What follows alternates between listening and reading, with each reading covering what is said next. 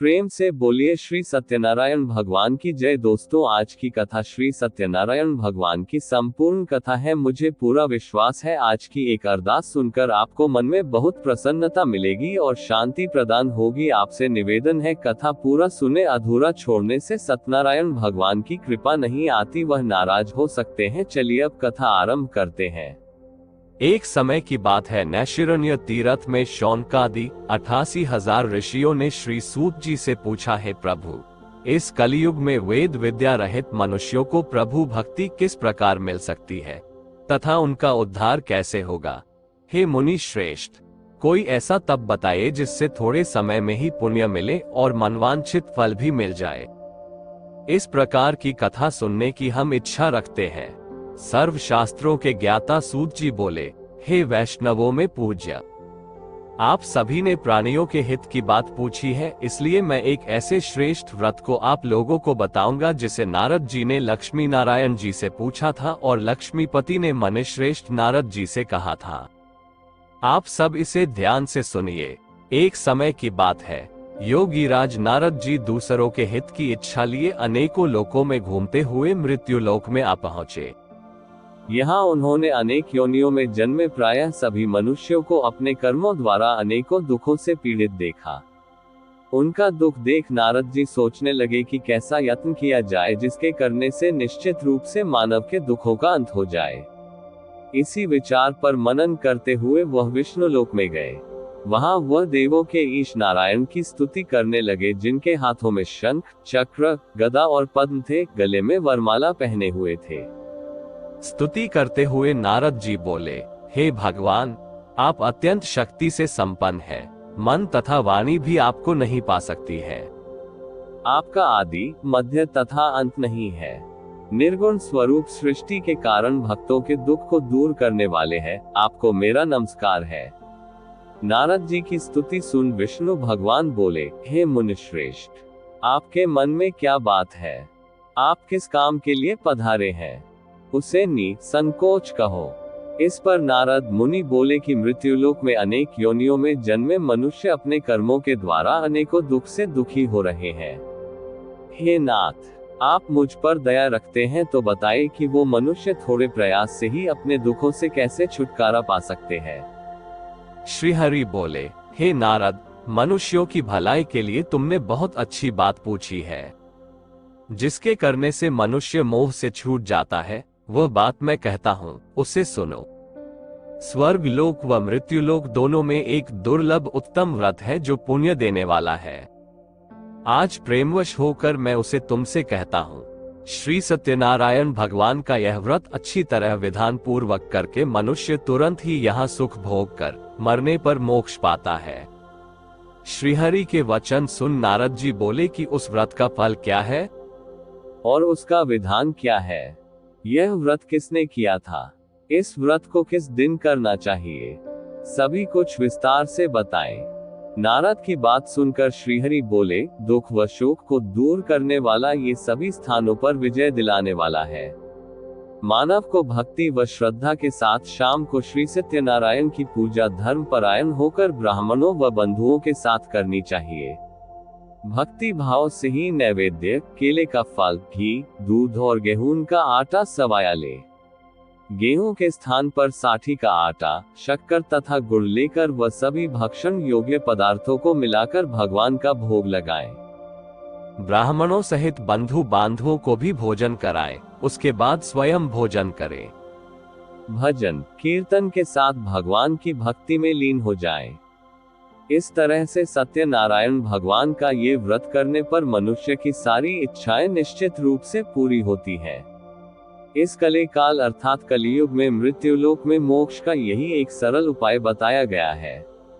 सूत जी बोले, हे ऋषियों, जिसने पहले समय में इस व्रत को किया था उसका इतिहास कहता हूँ, ध्यान से सुनो। सुंदर काशीपुरी नगरी में एक अत्यंत निर्धन ब्राह्मण रहता था। भूख प्यास से परेशान वह धरती पर घूमता रहता था। ब्राह्मणों से प्रेम करने वाले भगवान ने एक दिन ब्राह्मण का वेश धारण कर उसके पास जाकर पूछा, हे विप्र, नित्य दुखी होकर तुम पृथ्वी पर क्यों घूमते हो? दीन ब्राह्मण बोला, मैं निर्धन ब्राह्मण हूँ, भिक्षा के लिए धरती पर घूमता हूँ।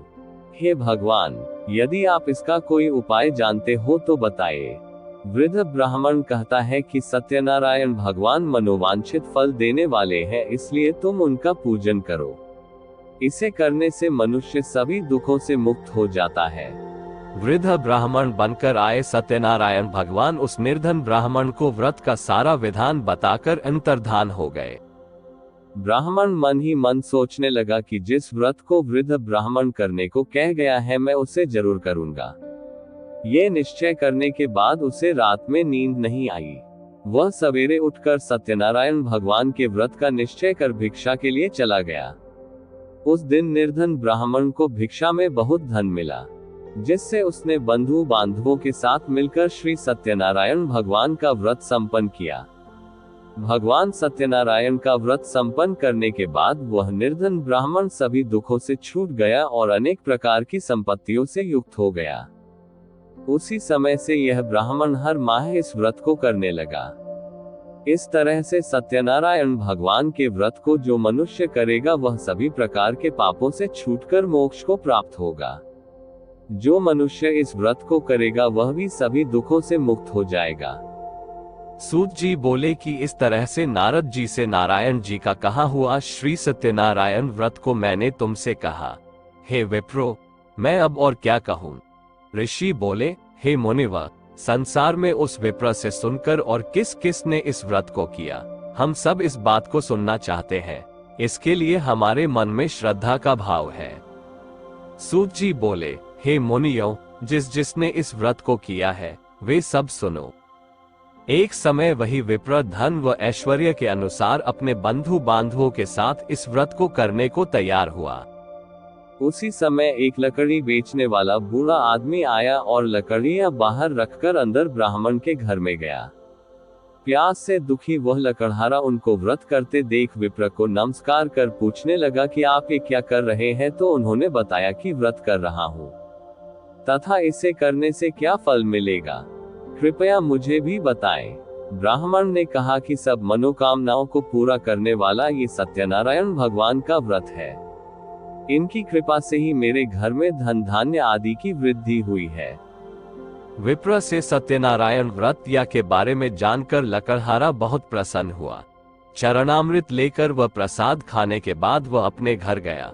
लकड़हारे ने अपने मन में संकल्प किया कि आज लकड़ी बेचने से जो धन मिलेगा उसी से श्री सत्यनारायण भगवान का उत्तम व्रत करूंगा।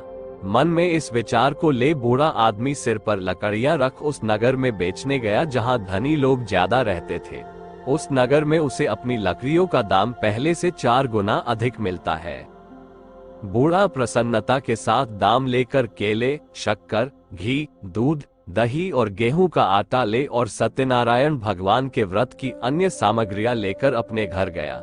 वहां उसने अपने बंधु बांधवों को बुलाकर विधि विधान से सत्यनारायण भगवान का पूजन और व्रत किया। इस व्रत के प्रभाव से वह बूढ़ा लकड़हारा धन पुत्र आदि से युक्त होकर संसार के समस्त सुख भोग अंत काल में बैकुंठ धाम चला गया। सूत जी बोले, हे श्रेष्ठ मुनियों, अब आगे की कथा कहता हूँ। पहले समय में उल्कामुख नाम का एक बुद्धिमान राजा था। वह सत्यवक्ता और जितेंद्रिय था। प्रतिदिन देव स्थानों पर जाता और निर्धनों को धन देकर उनके कष्ट दूर करता था। उसकी पत्नी कमल के समान मुख वाली तथा सती साध्वी थी। भद्रशिला नदी के तट पर उन दोनों ने श्री सत्यनारायण भगवान का व्रत किया। उसी समय साधु नाम का एक वैश्य आया। उसके पास व्यापार करने के लिए बहुत सा धन भी था। राजा को व्रत करते देखकर वो विनय के साथ पूछने लगा, हे राजन, भक्तिभाव से पूर्ण होकर आप ये क्या कर रहे हैं? मैं सुनने की इच्छा रखता हूँ तो आप मुझे बताएं। राजा बोला, हे साधु, अपने बंधु बांधवों के साथ पुत्रादि की प्राप्ति के लिए एक महाशक्तिमान श्री सत्यनारायण भगवान का व्रत व पूजन कर रहा हूँ। राजा के वचन सुन साधु आदर से बोला, हे राजन, मुझे इस व्रत का सारा विधान कहिए। आपके कथनानुसार मैं भी इस व्रत को करूंगा। मेरी भी संतान नहीं है और इस व्रत को करने से निश्चित रूप से मुझे संतान की प्राप्ति होगी। राजा से व्रत का सारा विधान सुन व्यापार से निवृत्त हो वह अपने घर गया। साधु वैश्य ने अपनी पत्नी को संतान देने वाले इस व्रत का वर्णन कह सुनाया और कहा कि जब मेरी संतान होगी तब मैं इस व्रत को करूंगा। साधु ने इस तरह के वचन अपनी पत्नी लीलावती से कहे। एक दिन लीलावती पति के साथ आनंदित हो सांसारिक धर्म में प्रवृत्त होकर सत्यनारायण भगवान की कृपा से गर्भवती हो गई। 10वें महीने में उसके गर्भ से एक सुंदर कन्या ने जन्म लिया। दिनों दिन वह ऐसे बढ़ने लगी जैसे कि शुक्ल पक्ष का चंद्रमा बढ़ता है। माता पिता ने अपनी कन्या का नाम कलावती रखा। एक दिन लीलावती ने मीठे शब्दों में अपने पति को याद दिलाया कि आपने सत्यनारायण भगवान के जिस व्रत को करने का संकल्प किया था उसे करने का समय आ गया है, आप इस व्रत को करिए। साधु बोला कि हे प्रिय, इस व्रत को मैं उसके विवाह पर करूंगा। इस प्रकार अपनी पत्नी को आश्वासन देकर वह नगर को चला गया। कलावती पिता के घर में रह वृद्धि को प्राप्त हो गई। साधु ने एक बार नगर में अपनी कन्या को सखियों के साथ देखा तो तुरंत ही दूत को बुलाया और कहा कि मेरी कन्या के योग्य वर देख कर आओ। साधु की बात सुनकर दूत कंचन नगर में पहुंचा और वहां देखभाल कर लड़की के सुयोग्य वानिक पुत्र को ले आया। सुयोग्य लड़के को देख साधु ने बंधु बांधवों को बुलाकर अपनी पुत्री का विवाह कर दिया, लेकिन दुर्भाग्य की बात यह कि साधु ने अभी भी श्री सत्यनारायण भगवान का व्रत नहीं किया। इस पर श्री भगवान क्रोधित हो गए और श्राप दिया कि साधु को अत्यधिक दुख मिले। अपने कार्य में कुशल साधु बनिया जमाई को लेकर समुद्र के पास स्थित होकर रत्नासारपुर नगर में गया। वहां जाकर दामाद ससुर दोनों मिलकर चंद्रकेतु राजा के नगर में व्यापार करने लगे। एक दिन भगवान सत्यनारायण की माया से एक चोर राजा का धन चुराकर भाग रहा था। उसने राजा के सिपाहियों को अपना पीछा करते देख चुराया हुआ धन वहां रख दिया जहां साधु अपने जमाई के साथ ठहरा हुआ था। राजा के सिपाहियों ने साधु वैश्य के पास राजा का धन पड़ा देखा तो वह ससुर जमाई दोनों को बांधकर प्रसन्नता से राजा के पास ले गए और कहा कि उन दोनों चोरों हम पकड़ लाए हैं, आप आगे की कार्यवाही की आज्ञा दें। राजा की आज्ञा से उन दोनों को कठिन कारावास में डाल दिया गया और उनका सारा धन भी उनसे छीन लिया गया। श्री सत्यनारायण भगवान से श्राप से साधु की पत्नी भी बहुत दुखी हुई। घर में जो धन रखा था उसे चोर चुरा ले गए। शारीरिक तथा मानसिक पीड़ा व भूख प्यास से अति दुखी हो अन्न की चिंता में कलावती के ब्राह्मण के घर गई। वहां उसने श्री सत्यनारायण भगवान का व्रत होते देखा, फिर कथा भी सुनी व प्रसाद ग्रहण कर वह रात को घर वापस आए। माता के कलावती से पूछा कि हे पुत्री, अब तक तुम कहाँ थी? तेरे मन में क्या है? कलावती ने अपनी माता से कहा, हे माता, मैंने एक ब्राह्मण के घर में श्री सत्यनारायण भगवान का व्रत देखा है। कन्या के वचन सुन लीलावती भगवान के पूजन की तैयारी करने लगी। लीलावती ने परिवार व बंधुओं सहित सत्यनारायण भगवान का पूजन किया और उनसे वर मांगा कि मेरे पति तथा जमाई शीघ्र घर आ जाएं। साथ ही यह भी प्रार्थना की कि हम सबका अपराध क्षमा करे। श्री सत्यनारायण भगवान इस व्रत से संतुष्ट हो गए और राजा चंद्रकेतु को सपने में दर्शन दे कहा कि हे राजन, तुम उन दोनों वैश्यों को छोड़ दो और तुमने उनका जो धन लिया है उसे वापस कर दो। अगर ऐसा नहीं किया तो मैं तुम्हारा धन, राज्य व संतान सभी को नष्ट कर दूंगा। राजा को ये सब कहकर वह अंतर्धान हो गए। प्रातः काल सभा में राजा ने अपना सपना सुनाया, फिर बोले कि बनिक पुत्रों को कैद से मुक्त कर सभा में लाओ। दोनों ने आते ही राजा को प्रणाम किया। राजा मीठी वाणी में बोला, हे महानुभाव, भाग्यवश ऐसा कठिन दुख तुम्हें प्राप्त हुआ है, लेकिन अब तुम्हें कोई भय नहीं है। ऐसा कह राजा ने उन दोनों को नए वस्त्राभूषण भी पहनाए और जितना धन उनका लिया था उससे दोगुना धन वापस कर दिया।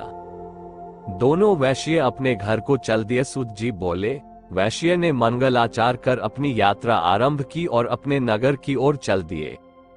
उनके थोड़ी दूर जाने पर एक दंडी वेशधारी श्री सत्यनारायण ने उनसे पूछा, हे साधु, तेरी नाव में क्या है? अभिमानी वणिक हंसता हुआ बोला, हे दंडी, आप क्यों पूछते हो? क्या धन लेने की इच्छा है? मेरी नाव में तो बेल व पत्ते भरे हुए हैं। वैश्य के कठोर वचन सुन भगवान बोले, तुम्हारा वचन सत्य हो। दंडी ऐसे वचन कह वहां से दूर चले गए। कुछ दूर जाकर समुद्र के किनारे बैठ गए। दंडी के जाने के बाद साधु वैश्य ने नित्य क्रिया के पश्चात नाव को ऊंची उठते देखकर अचंभा माना और नाव में बेल पत्ते आदि देख वह मूर्छित हो जमीन पर गिर पड़ा। मूर्छा खुलने पर वह अत्यंत शोक में डूब गया। तब उसका दामाद बोला कि आप शोक ना मनाएं, ये दंडी का शाप है, इसलिए हमें उनकी शरण में जाना चाहिए, तभी हमारी मनोकामना पूरी होगी। दामाद की बात सुनकर वह दंडी के पास पहुंचा और अत्यंत भक्तिभाव नमस्कार करके बोला, मैंने आपसे जो सत्य वचन कहे थे उनके लिए मुझे क्षमा दें। ऐसा कहकर महान शोकातुर हो रोने लगा। तब दंडी भगवान बोले, हे वणिक पुत्र, मेरी आज्ञा से बार बार तुम्हें दुख प्राप्त हुआ है, तू मेरी पूजा से विमुख हुआ। साधु बोला, हे भगवान, आपकी माया से ब्रह्मा आदि देवता भी आपके रूप को नहीं जानते, तब मैं अज्ञानी कैसे जान सकता हूँ। आप प्रसन्न होइए, अब मैं सामर्थ्य के अनुसार आपकी पूजा करूंगा। मेरी रक्षा करो और पहले के समान नौक में धन भर दो। साधु वैश्य के भक्तिपूर्वक वचन सुनकर भगवान प्रसन्न हो गए और उसकी इच्छानुसार वरदान देकर अंतर्धान हो गए। ससुर जमाई जब नाव पर आए तो नाव धन से भरी हुई थी। फिर वहीं अपने अन्य साथियों के साथ सत्यनारायण भगवान का पूजन कर अपने नगर को चल दिए। जब नगर के नजदीक पहुंचे तो दूत को घर पर खबर करने के लिए भेज दिया। दूत साधु की पत्नी को प्रणाम कर कहता है कि मालिक अपने दामाद सहित नगर के निकट आ गए हैं। दूत की बात सुन साधु की पत्नी लीलावती ने बड़े हर्ष के साथ सत्यनारायण भगवान का पूजन कर अपनी पुत्री कलावती से कहा कि मैं अपने पति के दर्शन को जाती हूँ, तो कार्य पूर्ण कर शीघ्र आ जा। माता के ऐसे वचन सुन कलावती जल्दी में प्रसाद छोड़ अपने पति के पास चली गई। प्रसाद की अवज्ञा के कारण श्री सत्यनारायण भगवान रुष्ट हो गए और नाव सहित उसके पति को पानी में डुबो दिया। कलावती अपने पति को वहां ना पाकर रोती हुई जमीन पर गिर गई। नौक को डूबा हुआ देख वह कन्या को रोता देख साधु दुखी होकर बोला कि हे प्रभु, मुझसे तथा मेरे परिवार से जो भूल हुई है उसे क्षमा करें। साधु के दीन वचन सुनकर श्री सत्यनारायण भगवान प्रसन्न हो गए और आकाशवाणी हुई, हे साधु, तेरी कन्या मेरे प्रसाद को छोड़कर आए है, इसलिए उसका पति अदृश्य हो गया है। यदि वह घर जाकर प्रसाद खाकर लौटती है तो इसे इसका पति अवश्य मिलेगा। ऐसी आकाशवाणी सुन कलावती घर पहुंचकर प्रसाद खाती है और फिर आकर अपने पति के दर्शन करती है। उसके बाद साधु अपने बंधु बांधवों सहित श्री सत्यनारायण भगवान का विधि विधान से पूजन करता है। इस लोक का सुख भोग वह अंत में स्वर्ग जाता है। सूत जी बोले, हे ऋषियों, मैं और भी एक कथा सुनाता हूँ, उसे भी ध्यानपूर्वक सुनो। प्रजापालन में लीन तुंगध्वज नाम का एक राजा था। उसने भी भगवान का प्रसाद त्याग कर बहुत ही दुख सहन किया। एक बार वन में जाकर वन्य पशुओं को मारकर वह बड़ के पेड़ के नीचे आया। वहां उसने ग्वालों को भक्ति भाव से अपने बंधुओं सहित सत्यनारायण भगवान का पूजन करते देखा। अभिमानवश राजा ने उन्हें देखकर भी पूजा स्थान में नहीं गया और ना ही उसने भगवान को नमस्कार किया। ग्वालों ने राजा को प्रसाद दिया, लेकिन उसने वह प्रसाद नहीं खाया और प्रसाद को वहीं छोड़ वह अपने नगर को चला गया। जब वह नगर में पहुंचा तो वहां सब कुछ तहस नहस हुआ पाया, तो वह शीघ्र ही समझ गया कि यह सब भगवान ने ही किया है। वह दोबारा ग्वालों के पास पहुंचा और विधि पूर्वक पूजा करके प्रसाद खाया तो श्री सत्यनारायण भगवान की कृपा से सब कुछ पहले जैसा हो गया। दीर्घ काल तक सुख भोगने के बाद मरणोपरांत उसे स्वर्गलोक की प्राप्ति हुई। जो मनुष्य परम दुर्लभ इस व्रत को करेगा तो भगवान सत्यनारायण की अनुकंपा से उसे धन धान्य की प्राप्ति होगी। निर्धन धनी हो जाता है और भयमुक्त हो जीवन जीता है। संतानहीन मनुष्य को संतान सुख मिलता है और सारे मनोरथ पूर्ण होने पर मानव अंतकाल में वैकुंठ धाम को जाता है। सूत जी बोले, जिन्होंने पहले इस व्रत को किया है, अब उनके दूसरे जन्म की कथा कहता हूँ। वृद्ध शतानंद ब्राह्मण ने सुदामा का जन्म लेकर मोक्ष की प्राप्ति की। लकड़हारे ने अगले जन्म में निषाद बनकर मोक्ष प्राप्त किया। उल्कामुख नाम का राजा दशरथ होकर बैकुंठ को गए। साधु नाम के वैश्य ने मोरध्वज बनकर अपने पुत्र को आरे से चीरकर मोक्ष पाया। महाराज तुंगध्वज ने स्वयंभू होकर भगवान में भक्ति युक्त हो कर्म कर मोक्ष पाया।